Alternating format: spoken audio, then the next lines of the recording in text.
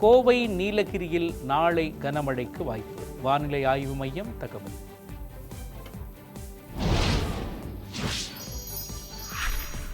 தொகுதி மறுவரையறைக்கு எதிரான தீர்மானத்தை பேரவையில் முன்மொழிந்தார் முதல்வர் விஜய். தொகுதி மறுவரையறையால் தென் மாநிலங்களுக்கு அநீதி இழைக்கப்படும் என முதல்வர் பேச்சு.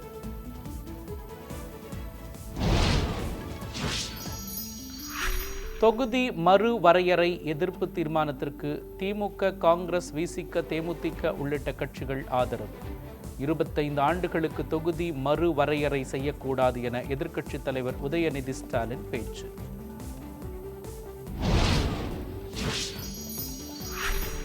தொகுதி மறுவரையறை தொடர்பாக முதல்வர் முன்மொழிந்த தீர்மானத்திற்கு அதிமுக, பாஜக, பாமக எதிர்ப்பு. தொகுதி மறுவரையறையால் எந்த தவறும் இல்லை என அதிமுக பொதுச் செயலாளர் எடப்பாடி பழனிசாமி கருத்து.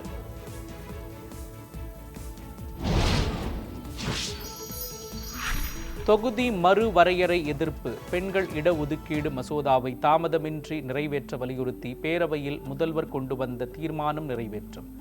குரல் வாக்கெடுப்பு மூலம் ஒருமனதாக நிறைவேற்றப்பட்டதாக சபாநாயகர் அறிவிப்பு. தமிழ் மொழி பேச்சு விவகாரத்தில் அன்று ஆவேசப்பட்டு விட்டேன். எதிர்க்கட்சிகளிடமிருந்து கற்றுக்கொள்வதாக நிதியமைச்சர் மரிய வில்சன் விளக்கம்.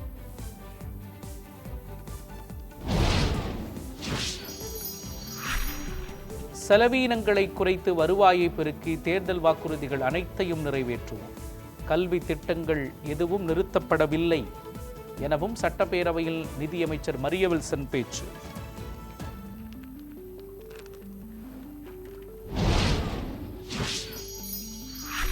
தாவேக அரசின் பட்ஜெட் வெற்றி பட்ஜெட் என நிதியமைச்சர் மரிய வில்சன் பேச்சு. வரி மற்றும் வரி அல்லாத வருவாயில் அரசுக்கு 15,000 கோடி ரூபாய் வருவாய் கிடைக்கும் எனவும் நம்பிக்கை.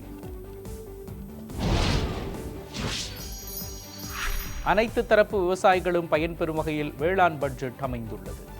விவசாயிகளின் கோரிக்கைகள் நிறைவேற்றப்படும் எனவும் அமைச்சர் வினோத் உறுதி.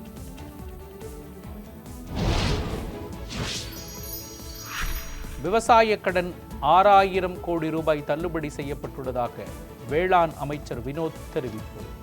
வாக்குறுதிகளை நிறைவேற்ற போதுமான கால அவகாசம் வேண்டும் என்றும் பேச்சு.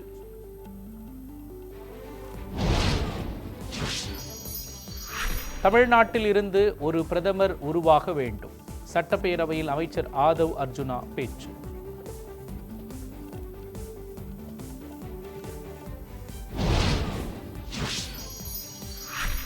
FCRA சட்ட திருத்த மசோதா சிறுபான்மையினருக்கு எதிரானது அல்ல என வானதி ஸ்ரீனிவாசன் கருத்து.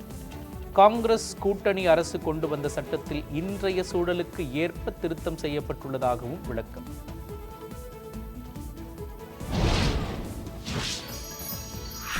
சொத்து வரி உயர்த்தப்பட்டதாக சமூக வலைதளங்களில் பரவும் தகவல். தவறான தகவல்களை பரப்ப வேண்டாம் என சென்னை மாநகராட்சி வேண்டுகோள்.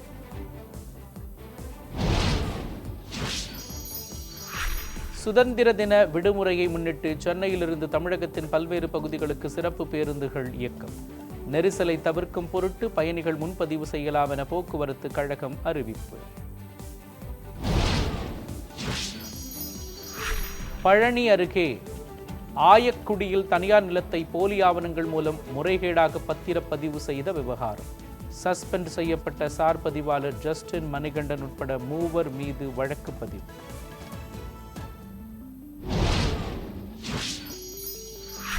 கோவை தனியார் கல்லூரி மாணவர் அமுதன் கொலை வழக்கில் சிறுவன் உட்பட 5 மாணவர்கள் கைது. செட்டிப்பாளையம் காவல்துறையினர் நடவடிக்கை.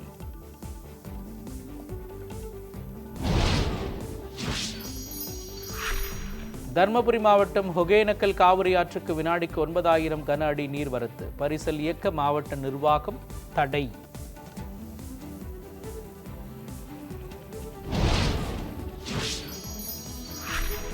மேட்டூர் அணைக்கு நீர்வரத்து வினாடிக்கு 8,689 கன அடியாக உயர்வு. அணையிலிருந்து குடிநீர் தேவைக்காக 1,500 கன அடி நீர் திறப்பு.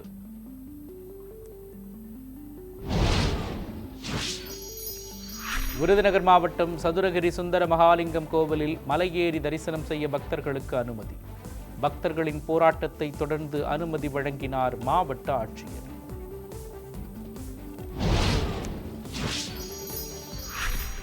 ஆடி அமாவாசையொட்டி தமிழ்நாடு முழுவதும் நீர்நிலைகளில் குவிந்த பொதுமக்கள்.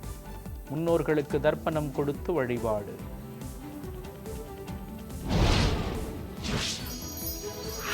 ஆடி அமாவாசையொட்டி காரைக்கால் கடற்கரையில் சந்திரசேகரர் அம்பாள் எழுந்தருளி சமுத்திர தீர்த்தவாரி.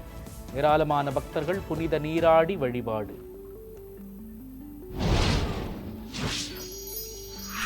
சென்னையில் ஆபரண தங்கத்தின் விலை சவரனுக்கு 400 ரூபாய் உயர்வு. ஒரு சவரன் தங்கம் 1,13,600 ரூபாய்க்கு விற்பனை.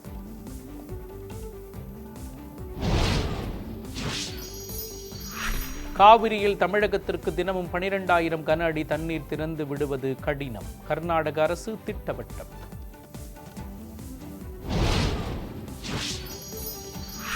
வாழ்க்கையில் குறுக்கு வழிகளை தவிர்க்க வேண்டும். ஜென்சி தலைமுறையினருக்கு பிரதமர் மோடி அறிவுரை.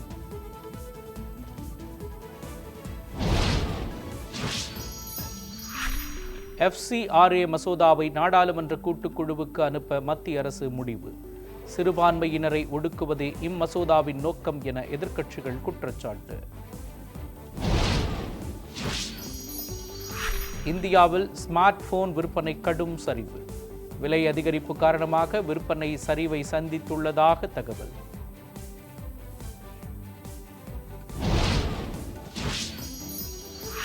மும்பையில் நிலச்சரிவில் சிக்கி பலியானோரின் எண்ணிக்கை 7 உயர்வு. படுகாயமடைந்தவர்கள் மருத்துவமனையில் அனுமதி.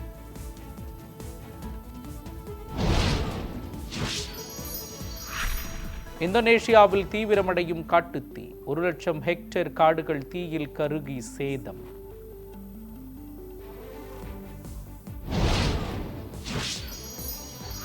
காதலியை கரம் பிடித்தார் பிரபல கால்பந்து வீரர் ரொனால்டோ. தங்களது குழந்தைகள் முன்னிலையில் திருமணம் செய்து கொண்டனர். விஜய் சேதுபதி நடிப்பில் உருவாகி வரும் பத்தா திரைப்படத்தின் ஃபர்ஸ்ட் லுக் போஸ்டர் வெளியீடு. அக்டோபர் 1 படம் வெளியாகும் என அறிவிப்பு.